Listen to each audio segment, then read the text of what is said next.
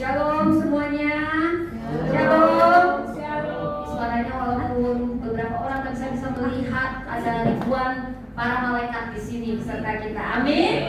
Amin. Kata firman Tuhan, 2-3 orang berkumpul dalam namaku, aku hadir. Kita percaya Yesus hadir di sini. Amin. Dia hadir di sini, kita hormati hadirannya. Bapak boleh tolong tutupkan pintunya. Baik saudara, saya akan membawakan firman Tuhan. Mungkin saudara juga bisa lihat slide-nya saya siapkan, ya. Nanti kita bisa baca sama-sama. Sebelum kita dengarkan firman Tuhan, mari kita bersatu di dalam doa. Bapak Surgawi, terima kasih untuk hari ini. Kami ada sampai saat ini semua karena kasih karunia-Mu, karena anugerah-Mu. Hamba-Mu ini hanya alat-Mu Tuhan. Seberapapun kami di sini, Kau hadir di sini dengan penuh hormat, berbicaralah lewat hamba-Mu ini. Sebagai alat-Mu, biarlah hikmat surgawi, kuasa otoritas wibawa ilahi Engkau anugerahkan kepada hamba-Mu yang bukan siapa-siapa, dan kuasa-Mu yang menaungi hamba hanya menyampaikan kebenaran firman Allah. Dan kami semua yang ada di sini, kami bukan hanya pendengar, kami pelaku firman-Mu. Berbicaralah ya Roh Kudus, pribadi lepas pribadi kami siapkan hati kami seperti tanah yang subur, dan kuasa darah Yesus yang menutup bungkus tempat ini, dan juga menutup bungkus kami semua, kami patahkan kuasa yang coba menghalangi pemberitaan firman Allah. Dihancurkan kuasanya dengan kuasa darah Yesus.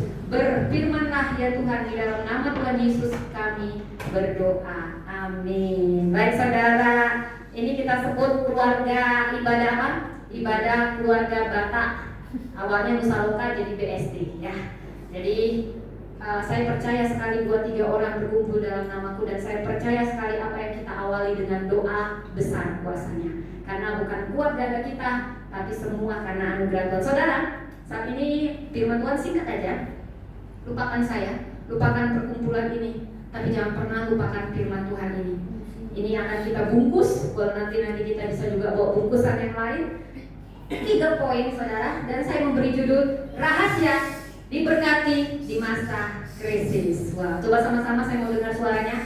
Rahasia diberkati di masa krisis. Tadi firman Tuhan dari Mazmur 133. Nanti akan ada pertanyaan dan akan ada jawaban, saya percaya. Roh Kudus bekerja. Kenapa ada tempat yang Tuhan pilih untuk diberkati dan ada yang tidak diberkati? Kenapa ada rumah rohani yang berdiri lewat badai, tapi ada juga yang pudar dengan krisis, dengan badai. Dan apakah kerukunan itu? Kita tadi sudah baca Mazmur 133 sampai ada lagunya nanti saudara. Oh betapa indahnya. Nah saudara, ini hanya singkat, tapi ini memberkati saya, memberkati keluarga saya, dan saya percaya firman ini memberkati kita semua. Apa rahasia yang benar-benar membuat berkat Tuhan turun?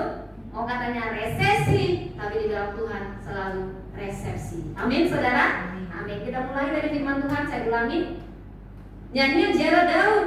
Sungguh alangkah baiknya dan indahnya apabila saudara-saudara diam bersama dengan rukun. Ini gambarnya seperti ini. Diam bersama dengan rukun. Yang jadi pertanyaan, rukun itu apa diam saja? Atau gak ada tengkarnya sama sekali saudara? Nah ini di sini 133 ayat 1 sampai 3 adalah jawaban rahasia diberkati di masa krisis. Nah, seperti minyak, ketika saya mencari gambarnya dia otomatis saudara. Seperti minyak yang baik di atas meleleh ke janggut. Nah, seperti ini gambarannya, dari atas meleleh ke janggut, yaitu yang melegut janggut Harun ke leher jubahnya. Jadi berkat itu dari atas saudara. Dan ini nanti rahasia yang bisa kita bawa saudara. Ternyata dari kita semua, kita ini pemimpin. Mulai dari suami, istri, turun ke anak-anak, atasan turun ke bawahan, pendeta, jemaat, dari pendeta dan pemimpin turun ke jemaatnya saudara. Jadi ada hierarki di sini ya saudara. Seperti embun gunung Hermon turun ke atas gunung-gunung Sion. Sebab kesanalah Tuhan memerintahkan, bukan dibilang mencurahkan. Coba perhatikan ayatnya, kalau saya eksegesis kita harus ke bahasa asli, jangan comot aja. Beda mencurahkan, beda memberikan, beda memberkati. Tapi ada kata memerintahkan berkat kehidupan untuk selama-lamanya. Kuperintahkan kau, jenderal, malam ini pergi. Kuberikan kau jenderal hadiah. Kuperintahkan kau malam ini jenderal, pergi. Coba apa bedanya memberikan, mencurahkan, memerintahkan? Memerintahkan itu perintah sakral patang. Mohon semua HP di silent kan? Kita hargai firman Tuhan. Sebentar aja firman Tuhannya ya. Jadi oke, saudara, katanya 2026 identik dengan krisis. Bahkan ada yang memprediksi Maret nanti, saudara, ini kita mau masuk besok Maret. Katanya ya, Daud Tony ya yang bisa menubuatkan akan ada yang banyak PHK massal, saudara. PHK massal di Maret, saudara. Kalau saya sudah pernah tahu rasanya suami gak kerja 6 bulan, saya tahu rasanya gak kerja berbulan-bulan, bertahun-tahun, saya tahu rasanya ibu-ibu ya, bukan karena kita gak bisa, tapi kita memang harus mengorbankan kan, ya. Tapi yang paling berat itu bukan seorang istri, tapi seorang suami kalau dia tidak bekerja. Dan kita sudah merasakan semua menubuatkan 2026 krisis. Saudara, ada hal yang mau saya beritakan. Kalau kita nanti baca di rumah dari Kejadian 26 ayat 1 sampai selesai. Ini kisah cinta yang mesra antara Ishak dan Ribka. Tahu nggak saudara? Ishak dan Ribka. Kalau kita baca ya, nanti saya bawa saudara ke Kejadian 26 ayat 1. Maka timbullah kelaparan di negeri itu. Itu kelaparan yang lain daripada kelaparan yang dahulu pada zaman Abraham. Musim akan selalu berganti. Ada musim hujan, musim salju, musim kering, musim kemarau. Saudara, musim selalu berganti, tapi kasih Tuhan tidak pernah berhenti. Saudara, krisis kadang datang gak diundang. Tapi krisis yang mau saya ceritakan adalah krisis bukan akhir cerita. Ishak hidup di musim yang tidak mudah. Ini kita bicara dari musim krisis. Ini bukan musim nyaman, tapi musim krisis.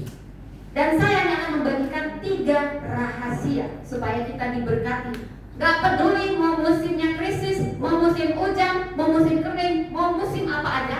Ini 3 rahasia tetap membuat bukan hanya kantor kita diberkati, bukan hanya rumah tangga kita diberkati, dimanapun kita bahkan bisa jadi saluran berkat. Apakah rahasia itu? Itu ada di Mazmur 133 ayat 1 sampai 3. Yang pertama, menjaga kesatuan di tengah tekanan. Bukan dibilang di tengah kenyamanan, di tengah tekanan, saudara.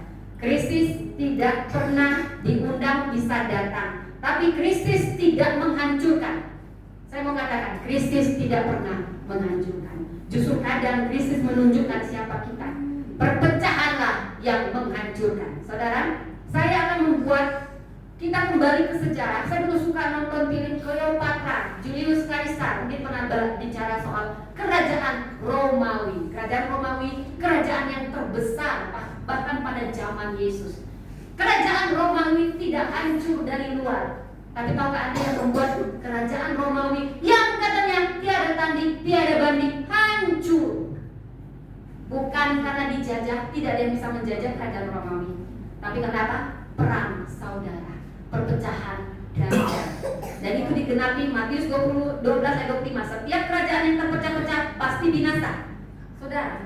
Dan mari kita ke Kejadian 21 tadi, saudara. Kejadian di mana Ishak memulai dengan istrinya dari krisis.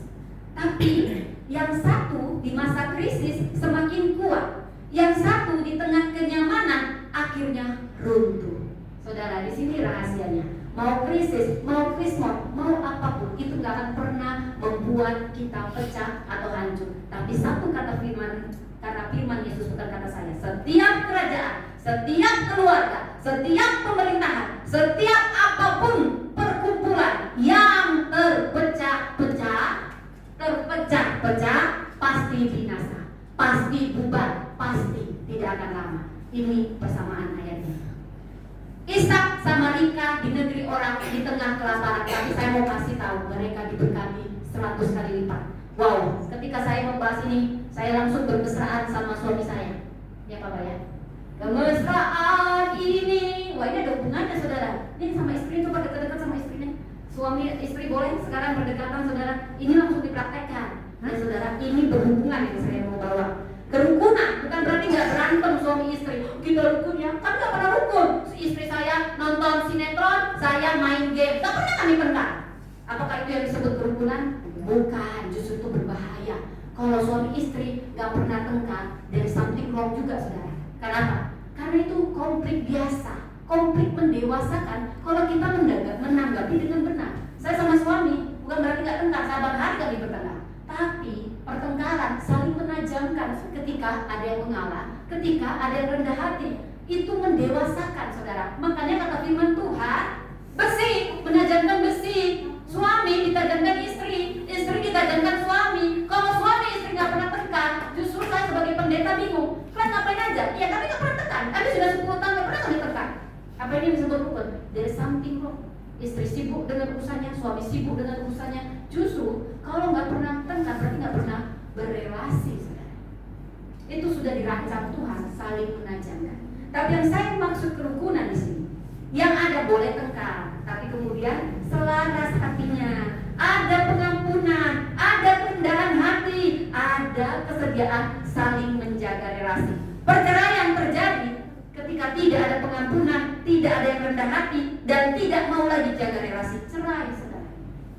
Tapi kerukunan itu bukan berarti nggak ribut, bagus itu ribut. Justru waktu saya mau nikah disuruh, pernah nggak kalian tengkar sama pacaran? Sering, bagus kata pendetanya. Sekarang saya paham kenapa. Karena menyatukan dua orang itu memang sulit. Kita saling mendewasakan. Di situ butuh kerendahan hati. Jadi kerukunan yang saya maksud di sini bukan berarti nggak pernah ribut, tetapi kita berkeputusan saling mengampuni dan saling menjaga hadirat Tuhan tetap tinggal. Itu namanya rukun. Dan rukun itu indah dan kudus. Sungguh alangkah baiknya dan indahnya bila suami istri, bila keluarga diam bersama dengan rukun. Karena kerukunan bukan hanya nyaman, itu kehendak Tuhan, saudara. Jadi yang kedua, saudara, yang pertama tadi jaga persatuan di tengah krisis, di tengah tekanan. Mau suami gak kerja, mau kita lagi kelaparan, jaga persatuan. Karena itu kekuatan kita. Dan ini nih, suami istri ini langsung dipraktekkan nanti pulang dari sini ya. Nyanyi kemesraan ini. Saya juga sama suami saya nanti kita praktekkan malam nanti ya Pak ya. Harus begitu. Kenapa? Kita tadi baca di Kejadian 26. Kenapa saya bawa ini, saudara? Kejadian 26 ayat 1 lagi kelaparan. Ayat 8 Ishak sama Ribka, kata Alkitab, lagi pacaran. Pacaran setelah menikah, bukan bermesraan sebelum menikah. Justru perlu bermesraan setelah menikah. Kenapa? Itu kekuatan suami istri. Mau tengkar-tengkar, kemesraan akan membuat kita selaras kembali. Ada pengampunan.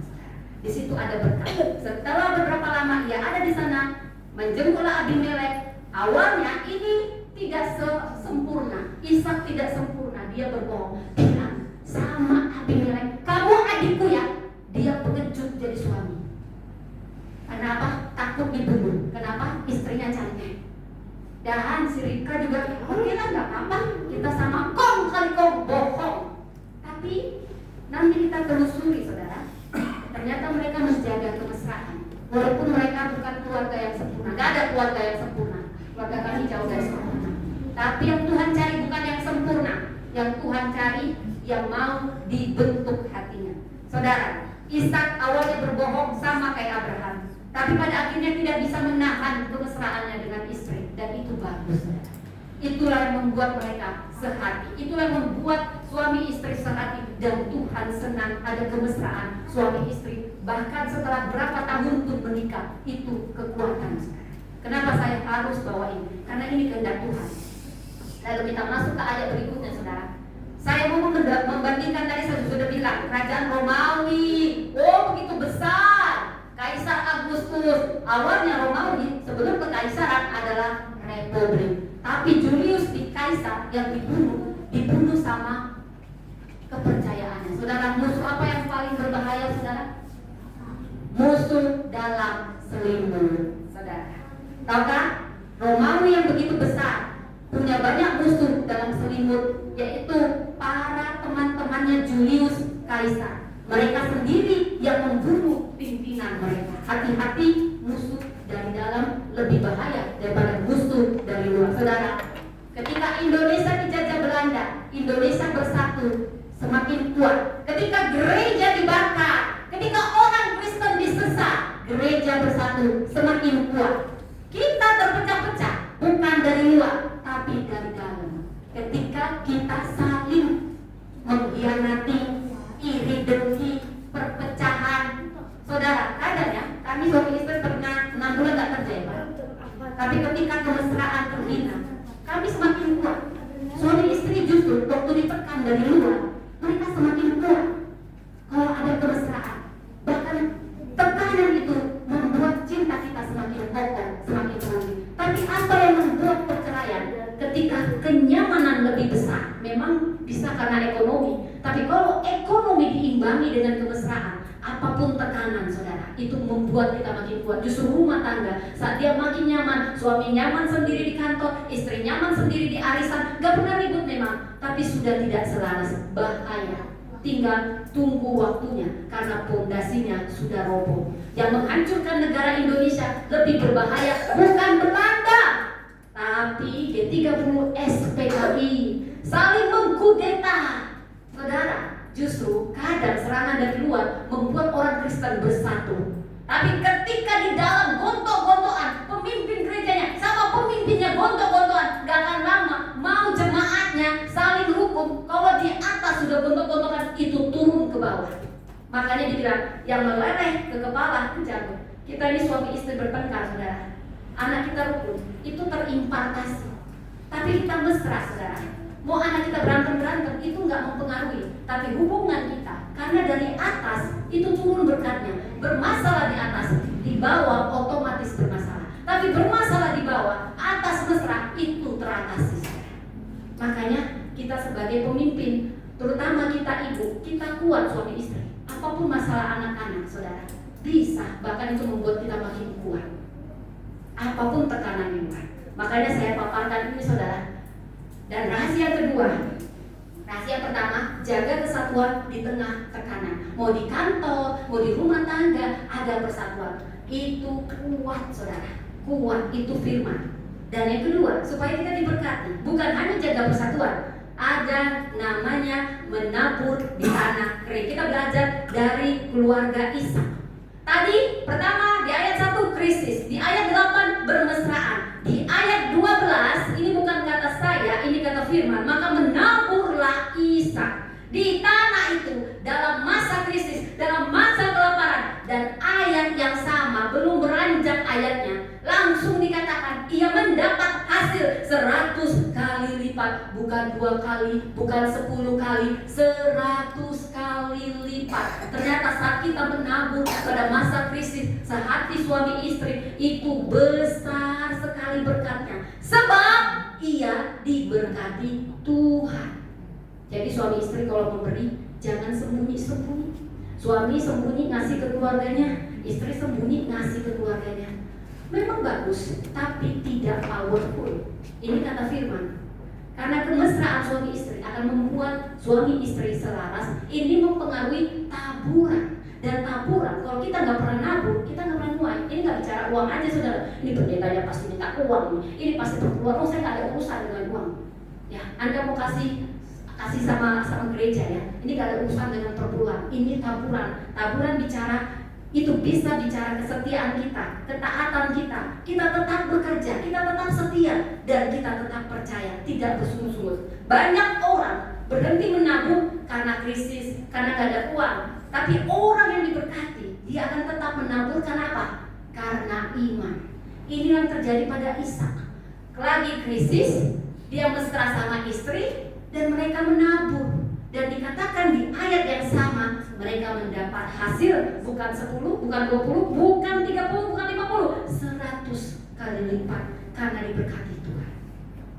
Siapa yang mau diberkati Tuhan, saudara? Mulai menabur.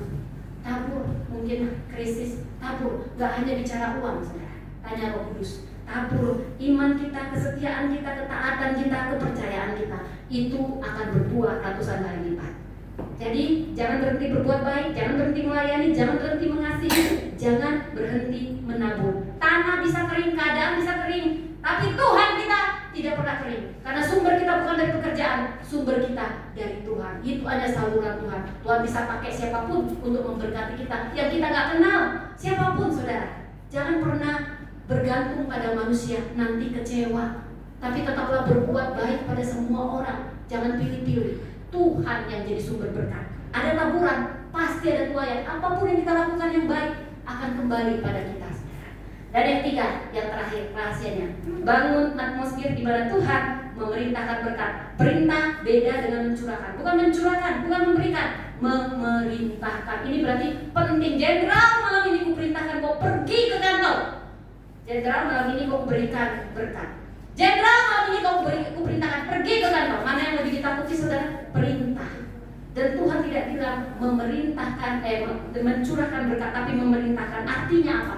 Itu otomatis saat keluarga bersatu, suami istri bersatu, keluarga rukun, ada taburan, maka ada berkat Tuhan diperintahkan. Berkat bukan kebetulan, tapi keputusan Tuhan. Dan Tuhan memerintahkan berkat di mana?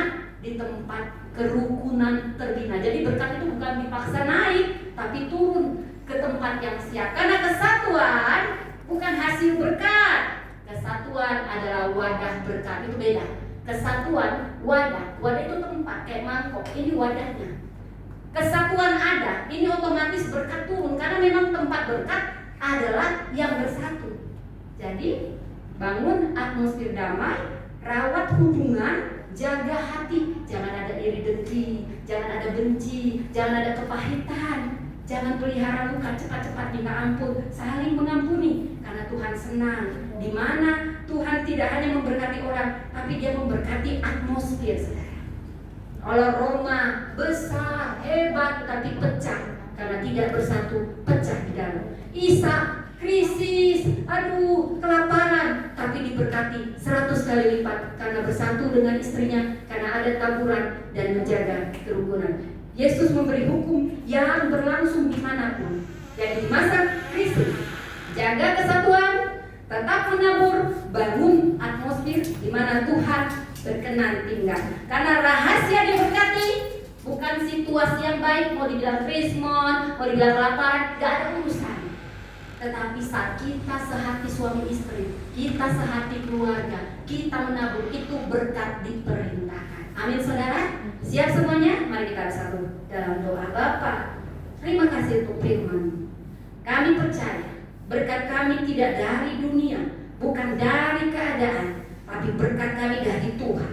Situasi bisa kering, tapi Tuhan kami tidak pernah kering. Kami mau jaga persatuan, sesulit apapun tekanan, kami mau jaga kesatuan. Suami istri yang berdoa untuk semua keluarga Batak yang datang khususnya malam ini. Persatuan suami istri, saling sehati menabur dan menjaga kerukunan. Kami percaya berkat-Mu bukan hanya 10 kali, 20 kali, tapi kami imani seperti terjadi pada keluarga Ishak, terjadi pada keluarga kami 100 kali, bahkan lebih Tuhan. Itu terjadi buat semua keluarga yang ada di sini, menjaga kemesraan, kerukunan, kesehatian, dan saling mengampuni, saling rendah hati. Ini kami Tuhan, tutup bungkus dan setiap program kami, rencana kami minta hikmat daripada-Mu. Kami mulai dengan kesatuan. Di dalam nama Tuhan Yesus kami berdoa. Amin.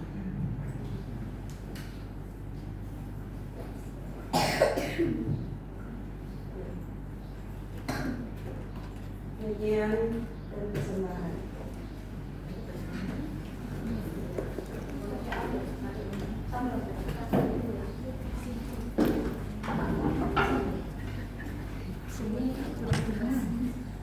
Sudah disediain dulu, Mama yang bawa.